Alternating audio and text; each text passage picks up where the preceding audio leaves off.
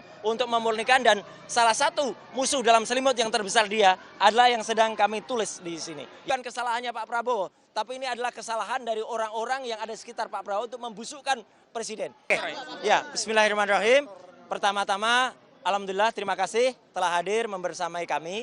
Jadi kami hadir, saya Dr. Ismon Sianipar dan juga Dr. Tifa yang sudah ada di dalam bersama para kuasa hukum kami dan para mak-mak dan juga supporter, ada juga dari Muhammadiyah yang juga membersamai ya, yang baru mendampingi kami, dan semua yang ikut ya hari ini mengucapkan terima kasih dulu atas kebersamaannya. Dan kami ini kenapa saya harus mengucapkan terima kasih? Karena kami hadir bukan mewakili pribadi.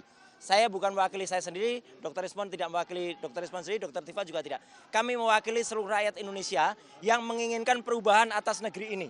Ya, negeri ini sudah lama, lebih dari satu dekade mengalami suatu rezim yang sangat jahat, sangat bengis, dan utamanya adalah apa? Yang telah menggunakan segala cara, menggunakan segala daya, termasuk ada penggunaan ijazah palsu yang kemudian tidak berani terbongkar sampai dengan sekarang. Dan kami ini juga untuk menegakkan kebenaran. Jangan sampai Pak Prabowo Subianto sebagai presiden yang ada sekarang mengulangi kesalahan yang dilakukan pada rezim yang lalu yang telah mempidanakan ya dua anak bangsa, yaitu Bambang Trimulyono dan juga Gus Nur. Ya, masa rela Pak Prabowo malah menambah dengan angka saktinya. Pak Prabowo kan suka angka 8, ya. Masa di rezim Pak Prabowo tambah 8 lagi yang akan dipidanakan.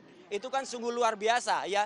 Dan saya tahu ini mungkin bukan kesalahannya Pak Prabowo, tapi ini adalah kesalahan dari orang-orang yang ada di sekitar Pak Prabowo untuk membusukkan Presiden. Jadi sekali lagi kami hadir atas nama rakyat Indonesia untuk melakukan ini, dan kami menyatakan bahwa ini kami tahu bahwa kami akan dikriminalisasi.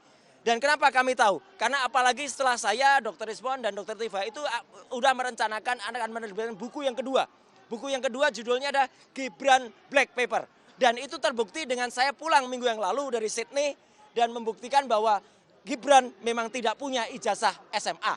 Ya, SMA-nya tidak hanya SMA luar negeri, tapi bahkan kalau diserahkan dalam negeri. Dan ini yang semakin buat panik, dan kemudian justru ini adalah langkah kita untuk semakin menegakkan kebenaran.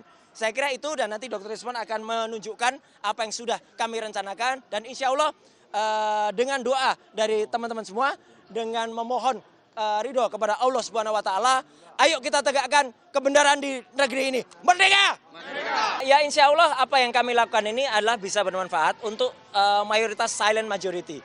Kita tahu banyak yang sebenarnya menginginkan ini tapi tidak bisa berteriak-teriak, tidak bisa menyewa mobil mokom seperti termul-termul yang ada di luar itu. Ya, mereka itu hanya bagian kecil dan mereka menyewa orang. Kita sudah tahu tadi Pak mobilisasinya bagaimana membayar mereka itu orang-orangnya. Jadi insya Allah masyarakat yang silent majority yang menginginkan perubahan di Indonesia dengan baik ya, kita murnikan, kita dukung Pak Prabowo untuk memurnikan, dan salah satu musuh dalam selimut yang terbesar dia adalah yang sedang kami tulis di sini. Ya, jadi sekali lagi itu amanahnya. Baik, terima kasih, saya kira itu aja ya. Cukup. Ada yang lain untuk Pak Rismon pertanyaan? Cukup. Cukup ya. Oke. Terima kasih. Sesuai dengan PJ ya, pendampingannya sesuai dengan PJ.